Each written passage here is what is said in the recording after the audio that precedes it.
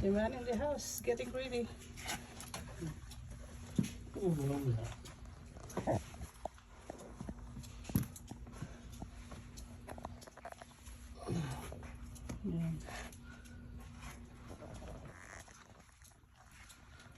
Yeah. We're growing for grocery. I don't know if I can manage to drive the snow. Look at the car.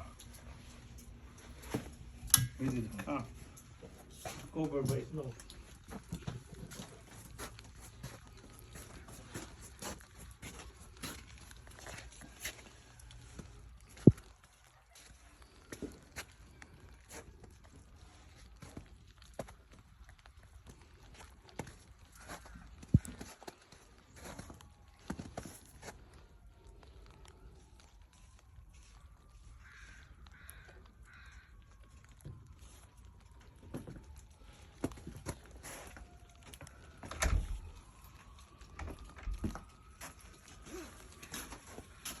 Oh, hello Pilipinas!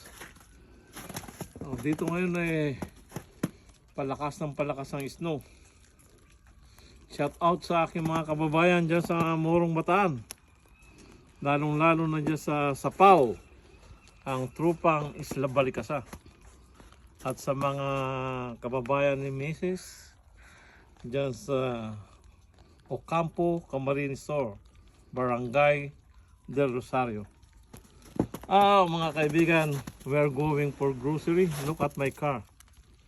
It's covered by snow. I have 4 cars, but it's all covered.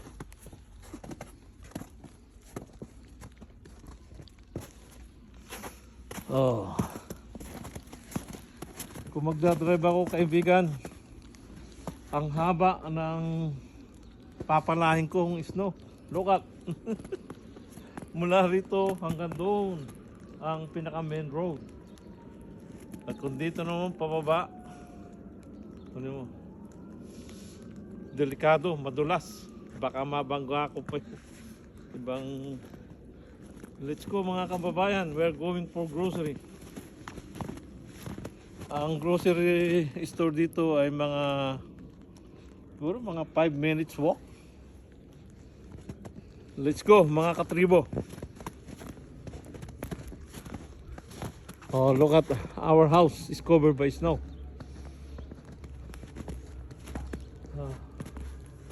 Subukan ko sana mag-drive, kaya nga lang delikado. So ganito ang buhay namin dito sa Canada mga katribo. Pag nag-snow, ang hirap lumabas.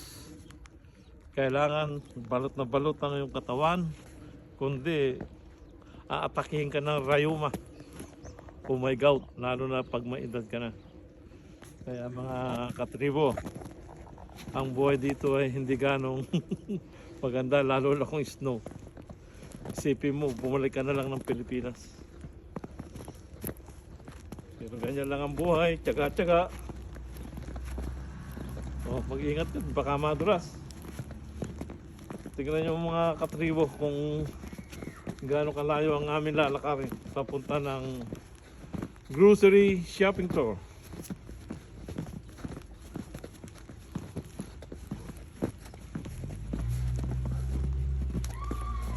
Oh, maganda rito oh. Mayroon naglinis ng kalsada. Yung kapitbahay natin. Yung kapitbahay namin masipag. Pero tingnan nyo mga kababayan ng snow. Ganyan kayaman ng Canada. Lahat ng lugar dito pina-air condition.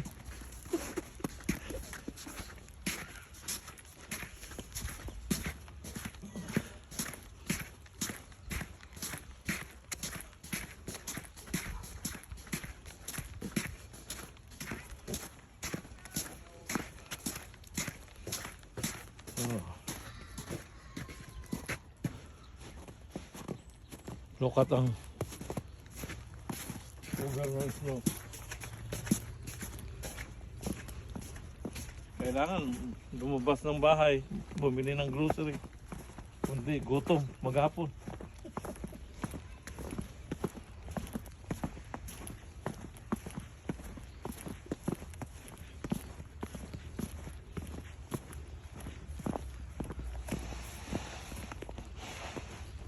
Yung bumabaksak ang isno. Naka.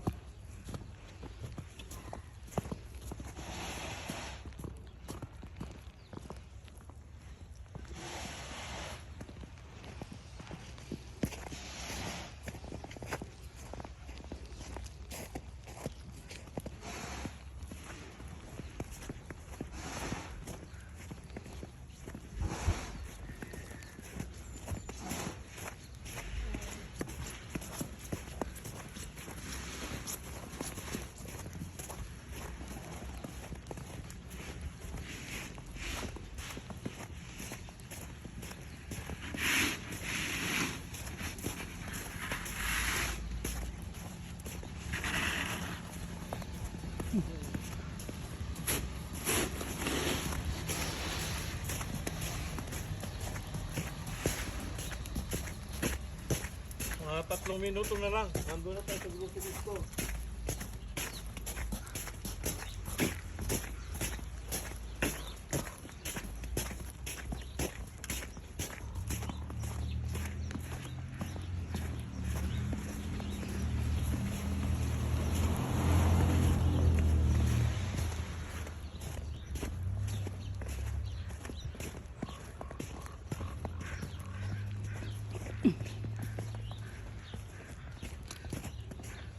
One block na lang mga katribo.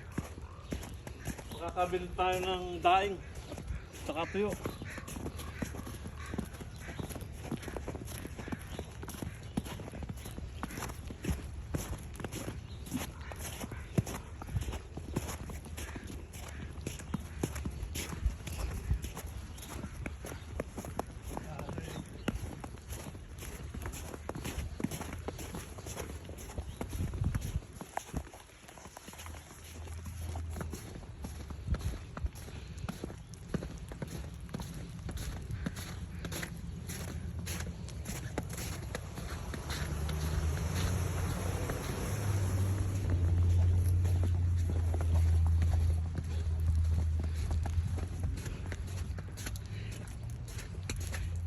Mga katribo, yung mga gustong pumunta ng Canada, ganito ang buhay dito. Pag winter, ayan. Sarap, lamig.